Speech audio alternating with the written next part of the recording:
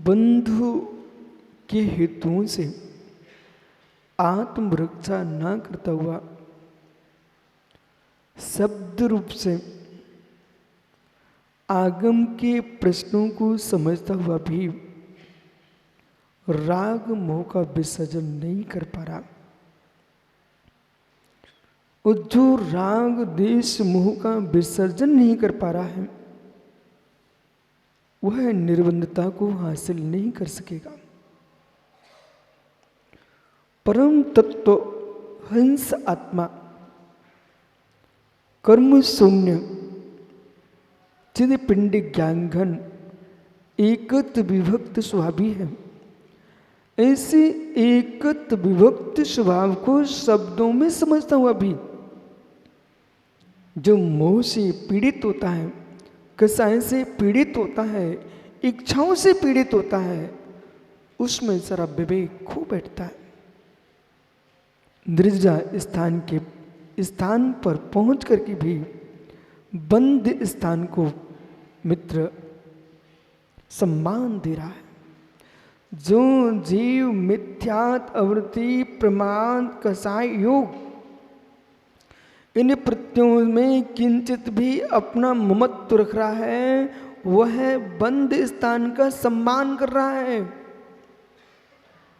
और मोक्ष तत्व का अपमान कर रहा है। ऐसा आपने सुब्रत सागर जी लोगों से अनेक बार सुन के रखा। सिद्धों की अवहेलना मत करो, अरहंतों की अवहेलना मत करो, आचर्यपाद्य साधु की अवहेलना मत करो, लेकिन मित्र मेरी आत्मा में अरह सिद्धाचर्यपाद्य साधु पंच परमेश्वरी होने की योग्यता है। उस योग्य परमात्मा के प्रति मित्र किंचित मात्र भी मिथ्यात्ववृत्ति का सेवन जीव कर रहा है तो अपनी आत्मा के अंदर विराजे पंच परमेश्वरी की अवहेलना। क्या विश्व सागर जी परमेश्वरी के बिंब पर तुम कचड़े की टोकनी फेंकवा सकते हो? क्या विश्व सागर जी परमेश्वरी के बिंब पर कचड़े की टोकनी फेंकवा सकते हो? यदि नहीं फेंकवा सकते मनोज्ञ सागरी कचड़े की टोकनी परमेश्वरी पर नहीं फेंकवा सकते हो तो ज्ञानी मिथ्यात आवृत्ति प्रमाण कसाय योग ए महाकचड़ा किंचित मात्र भी प्रमाण तुम्हारे अंदर चल रहा है। किसी राग की पुष्टि के लिए रागियों में राग है। ए मित्र निज भगवान आत्मा के ऊपर कचड़े का पिंड फेंका जा रहा है।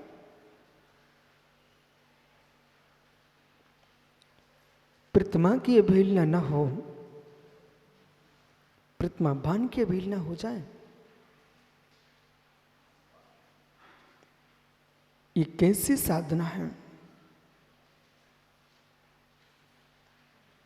घर का गेट बंद करके चले आना ये बंद का बंद होना नहीं है।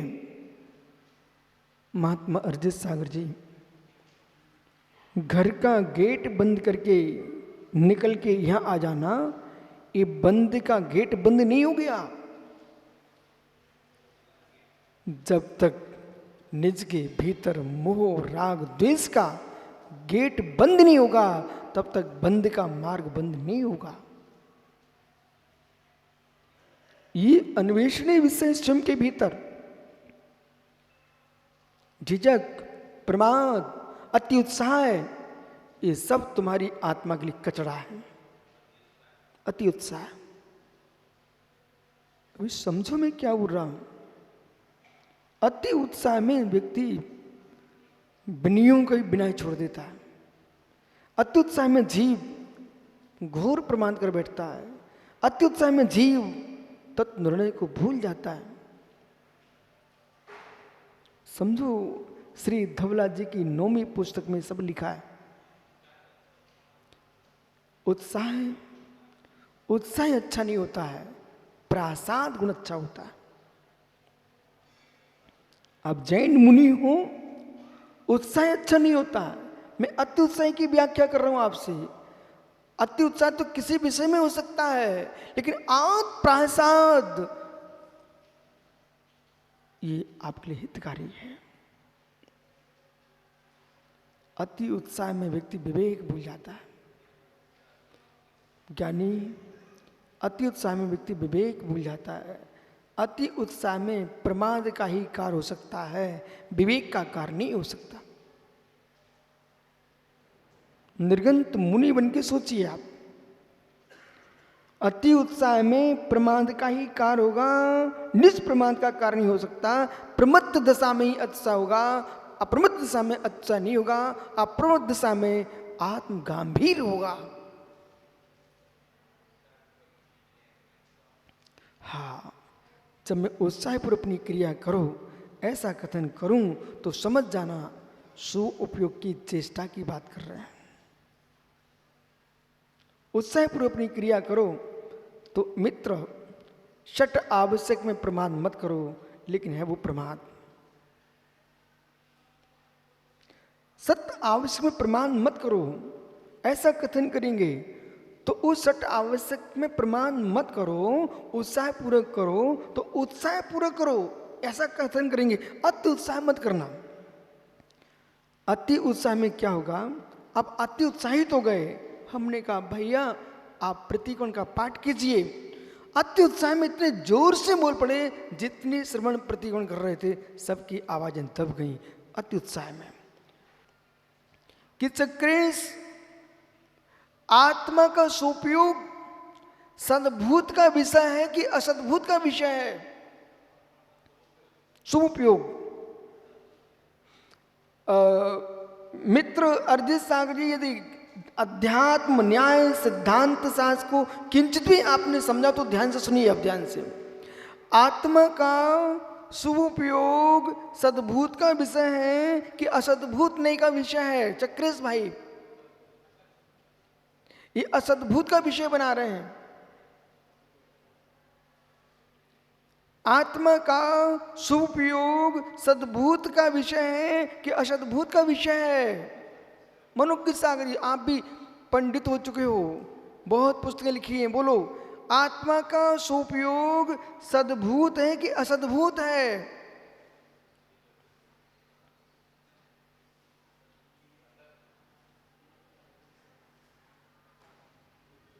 चक्रेश, सुपयोग सत है कि असत है? असत है। फिर आप असद्भूत क्यों बोल रहे हो? आत्मा का सुपयोग सद्भूत है कि असद्भूत है? अरिजीत सागर असत मानते हैं। हमने ये कब कहा शुद्ध सद्भूत? हमने यूं कहा सद्भूत है कि असद्भूत?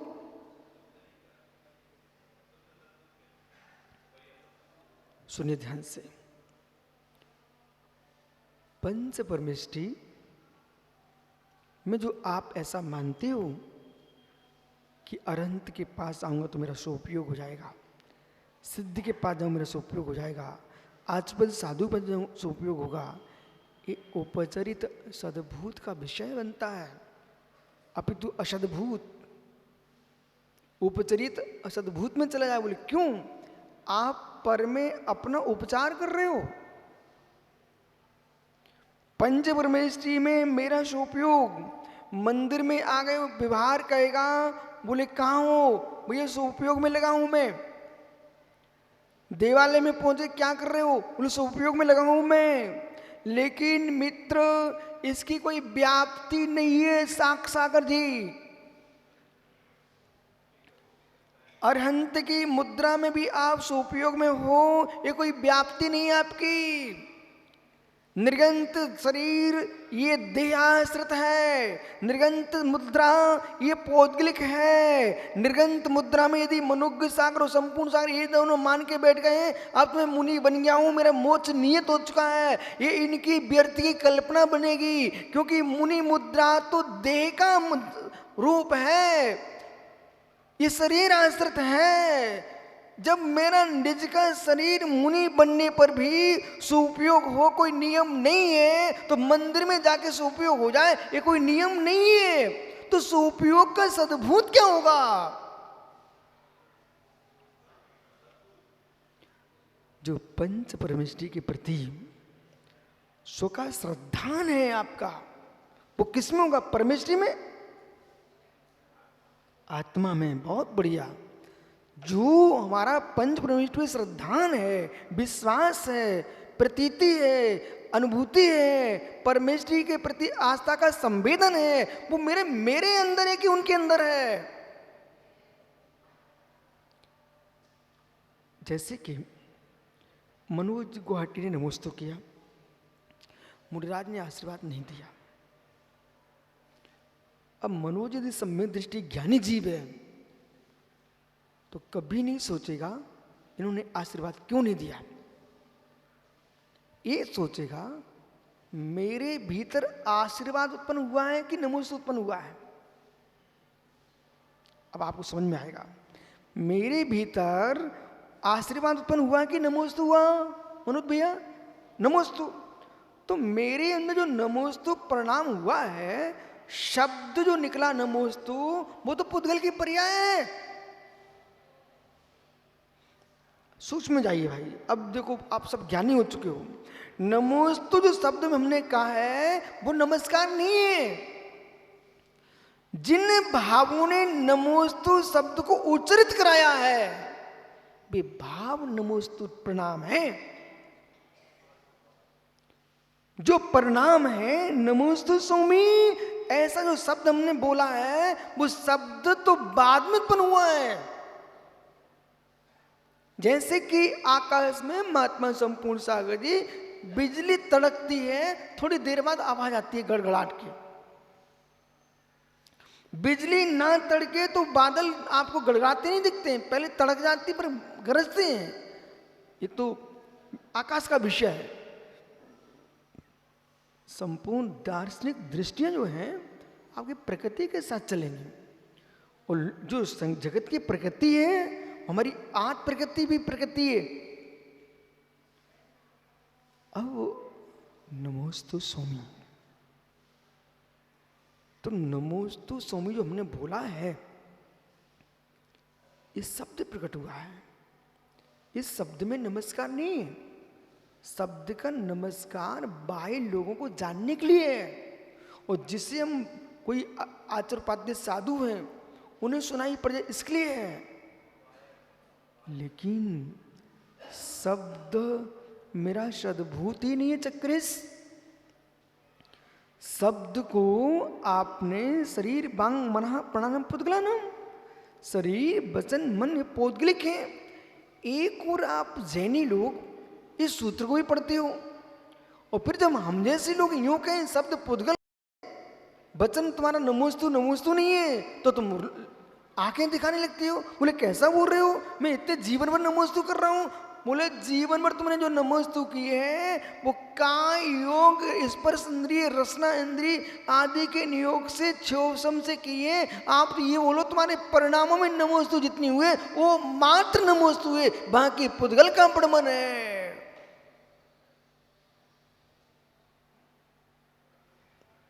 संस्कार, संस्कार। इधर देखो मित्र, कमल है क्या काला जी? मित्र कभी सजल काला गोला, कमल काला काले क्यों है?